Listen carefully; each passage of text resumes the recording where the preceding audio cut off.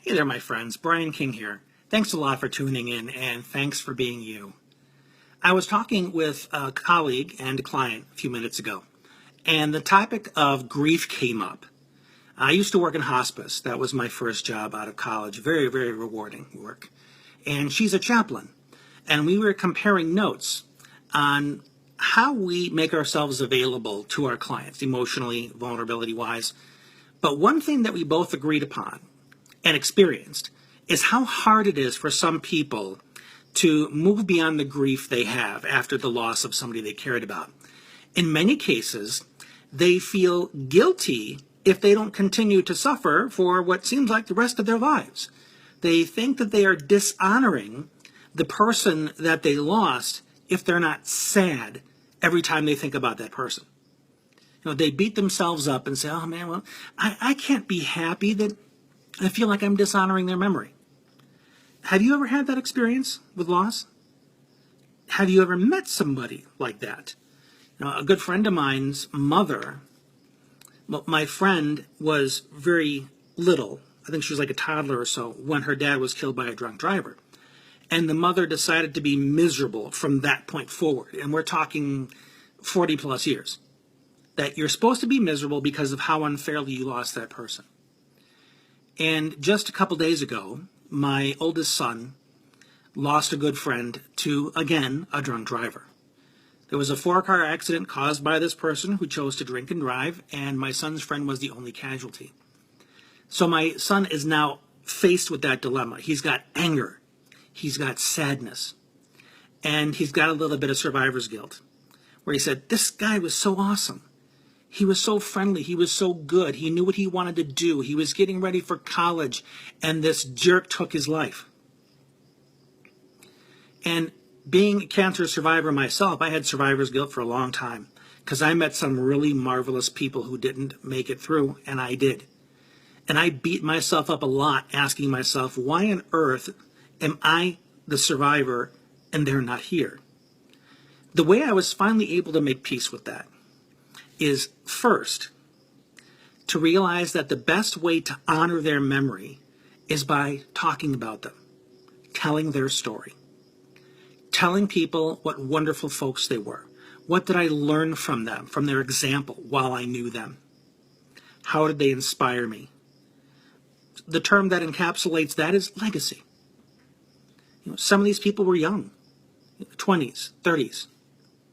Some of them were much older than me at the time, and they had kids, they had a job, they had friends, and they didn't make it. So I make a point of telling their story, whether it's a blog post, something on Facebook, a presentation I'm giving. But then there's another piece here, which is probably the most important piece, is to understand why you miss them in the first place. It's not because they were a habit, you were used to them being around. It was because you allowed yourself to be vulnerable enough to connect with them on a deep level. And you miss that connection. You are grateful for that connection. You're grateful that you could trust them enough to let them in. So I hope you understand that these stories you're telling about them, their legacy, you're telling them from a place of gratitude. How grateful you are that this person was in your life. How grateful you are that you even had the chance to know somebody like that. That's how you begin to heal from grief. You make that shift from grief to gratitude. When it comes to losing somebody near and dear to you, that's the work to be done, is telling their story, letting their legacy survive through you, and telling it from that spirit of thank you. I'm so grateful for their smile, for their warm presence, for always having a kind word, for always being there when I needed them, for reminding me that I'm not alone and there are always good people out there. I'm so grateful to that person.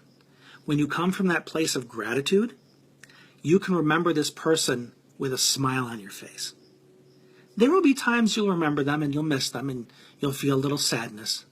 But sadness is not the only thing that you need to feel when you look back and remember your connection with that person. It's okay to be grateful. In fact, it's ideal to be grateful. It's important to be grateful because that's what best tells this person, depending on what you believe, and everybody else that you're talking to, that this person's life mattered. This person brought good into the world. So much so that I smile every time I talk about him. So that's the work. That's how healing grief, on a simple level, is done. It's finding that way to shift from grief to gratitude. By allowing yourself to feel the sadness of missing that person, but also taking the time to reflect upon all the wonderful things about that person that makes you smile every time you think about it, and saying, thank you for that experience. Thank you for that memory. Thank you for the impact you had in my life. I can't wait to tell others about you. So that's it. I hope this has been helpful for you. And whoever that one person is that you can think of who could really benefit from this message, make sure you share it with them. They'll appreciate it. Until next time, this has been Brian. Thanks again for tuning in. And most importantly, thanks for being you.